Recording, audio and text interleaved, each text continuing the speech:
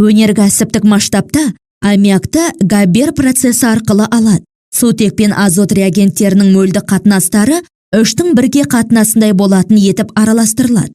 Реакцияны өте жоғары 30 пен 50 мегапаскаль арасындағы қысымда және Цельсий бойынша 400 және 500 градус арасындағы температурада жүргізеді.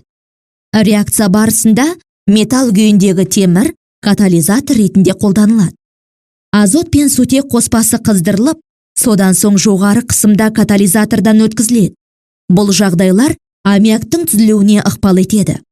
Содан соң түзілген аммиакты төмен температурада сұйылту арқылы газдар қоспасынан бөліп шығарады. Ал әрекеттеспеген сутек пен азот аппаратқа қайта жіберіледі. Аммиак жоғары қысымда сары түске боялған баллондарда немесе аммиактың 25% сулы ертіндісі түрінде сақталады.